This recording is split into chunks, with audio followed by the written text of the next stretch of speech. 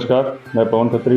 आप देख रहे हैं इंडिया न्यूज़ टाइम। आज हमारे साथ खास मुलाकात में श्री गंगानगर से राघव चांडक जी हैं, जिनसे खास मुलाकात में हम चर्चा करेंगे श्री गंगानगर की विधानसभा के बारे में और गंगानगर की राजनीति के बारे में।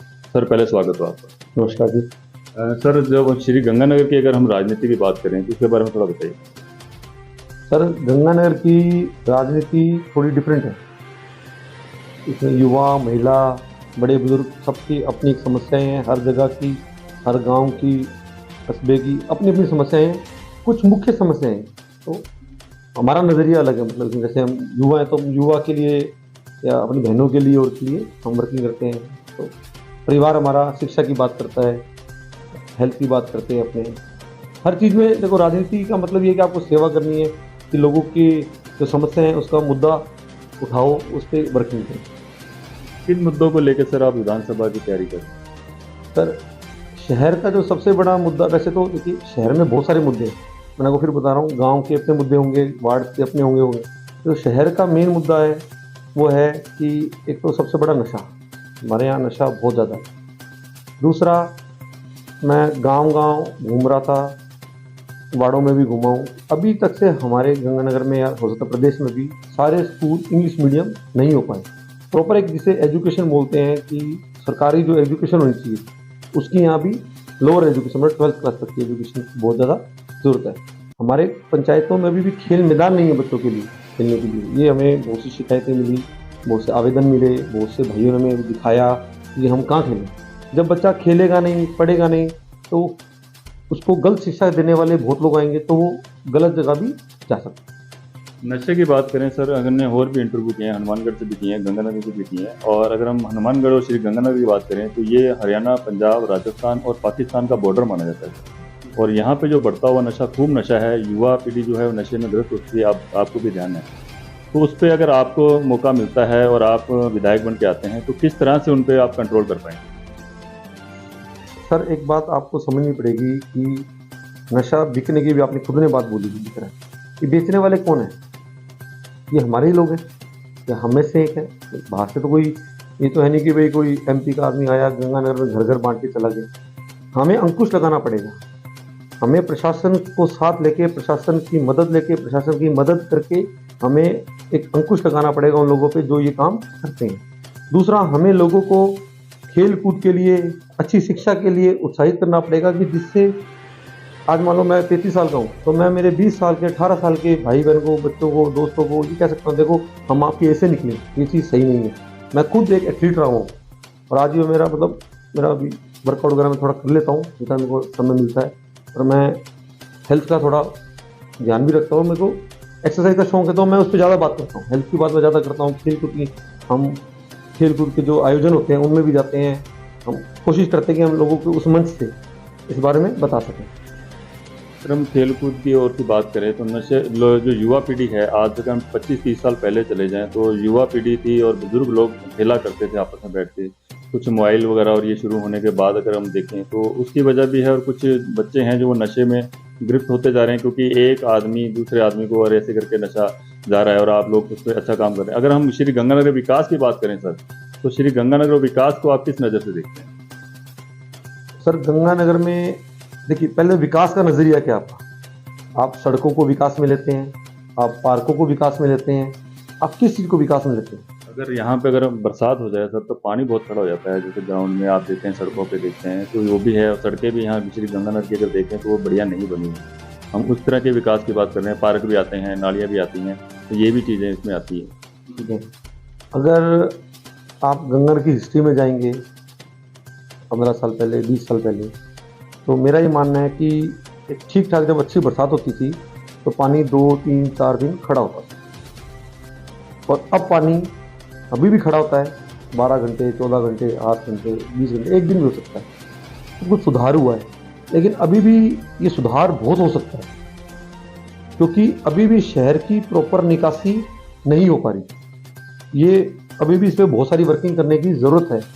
तो उसके लिए सरकार में आपको होना ज़रूरी है, उसके लिए आपको मुद्दा उठाना ज़रूरी है, उसके लिए आपको फंड चाहिए, उसके लिए आपको इंजीनियर चाहिए। एक हर तरह के मतलब हर एक चैनल पे, हर एक स्टेप पे आपको उसकी एक वर्किंग चाहिए, तब जाके हम इसे वर्किंग कर सकते हैं। दूसरी चीज़ सर, बरसात कुदरत की है। अब राजस्थान में लोग कहते थे सूखा रहता है, अब अचानक से कोई 150 में बरसात आ गई, तो जायज़ बात है, अभी इस चीज़ के लिए कोई भी प्रिपेयर्ड नहीं होता।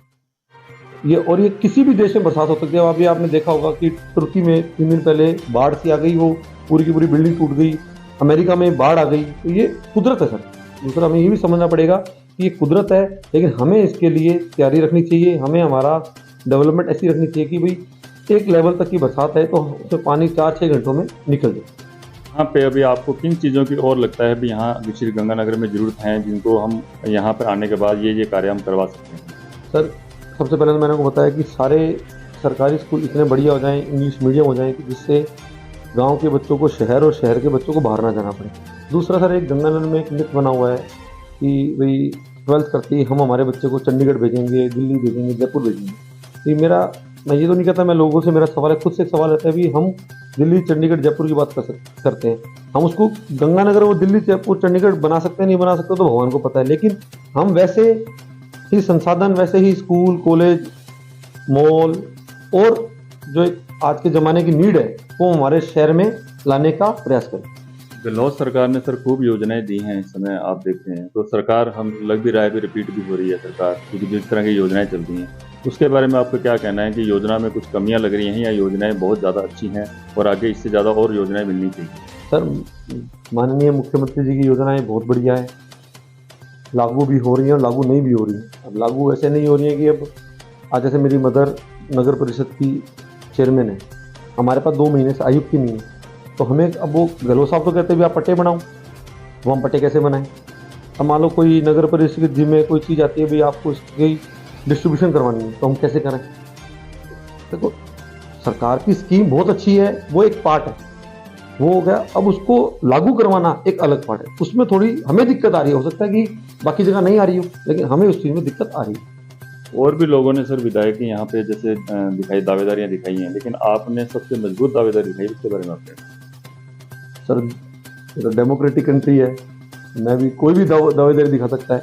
मेरा ये मानना है कि जी दावेदारी में तो कोई वो नहीं है, पार्टी बीजेपी है, कांग्रेस है, आम आदमी पार्टी, कई पार्टी है, सब अपने अपने उम्मीदवार उतारेंगी। हमें कोई चुनता है नहीं चुनता है, लेकिन ये तय है कि हमारे परिवार में से कोई ना कोई चुनाव लड़ेगा। हार जीत भगवान के हाथ में है।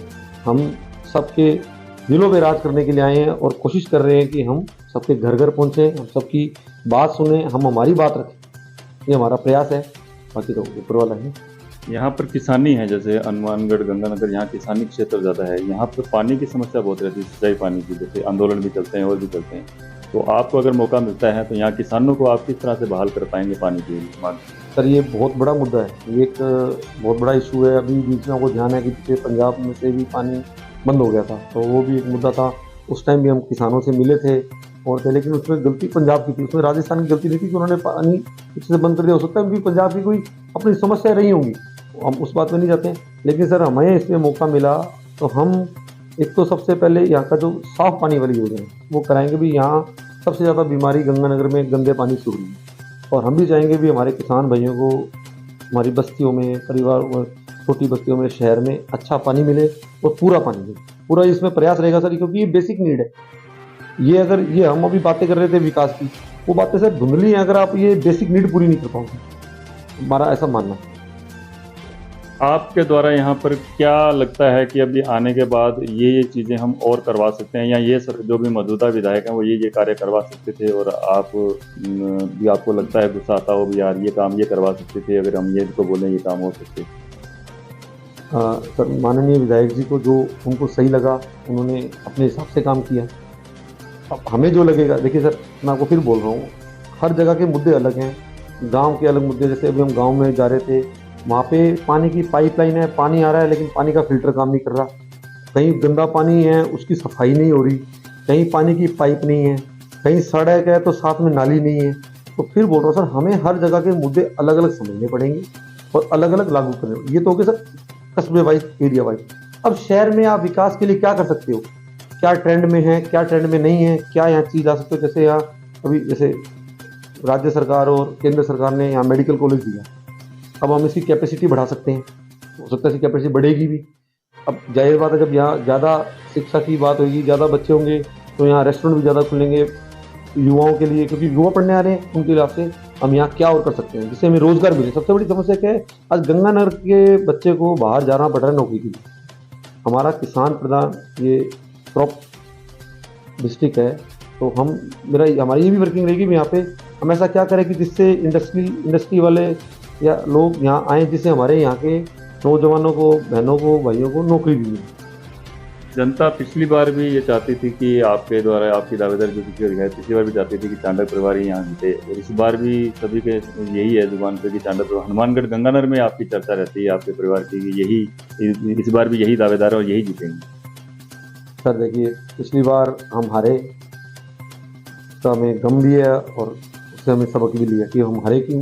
हमने हमारी चीज़ सुधारी, हमारे लिए जो नेगेटिविटी लोगों ने पहुंचाई वो हमने उनको से मिले। हमने कहा जी हम आपसे मिले नहीं, इसलिए आपको ये बात कही गई कि भाई हम ऐसे हैं, अब हम आपके सामने हैं, हम आपके साथ हैं, आप बताइए। तो अब लोगों की धारणा चेंज हुई है। जब हम पिछली बार, मेरी बात करूँगा, मैं हम वोट मांगने गया था तो मेरे पास 3-4 भाइयों के अलावा कोई नहीं था। अब भगवान की जैसे एक ऐसी टीम है जो हम रेगुलर हम कहीं ना कहीं जा रहे हैं। और आपको मैं बताऊंगा कि चुनाव में तो भी टाइम है, 2 महीने 3 महीने। नियम से हम सुबह 9 बजे निकल जाते हैं और रात को हमें 9, 10, 11 बजते हैं और हमें टाइम नहीं मिल रहा, फ्री नहीं है। सिर्फ 1 घंटे का बीच में रेस्ट मान लीजिए, या ये मान लीजिए बच्चों का टाइम है, इसके अलावा कोई टाइम नहीं है। तो जैसा कि अभी आप देख रहे थे, खास मुलाकात में हमारे साथ राघव चांडक जी बैठे थे और इन्होंने बिल्कुल हर सवाल का जवाब जुबाती से जवाब दिए हैं। और आप देख रहे थे खास मुलाकात में पवन खत्री के साथ। कैमरामैन पवन कुमार, जय हिंद, जय भारत।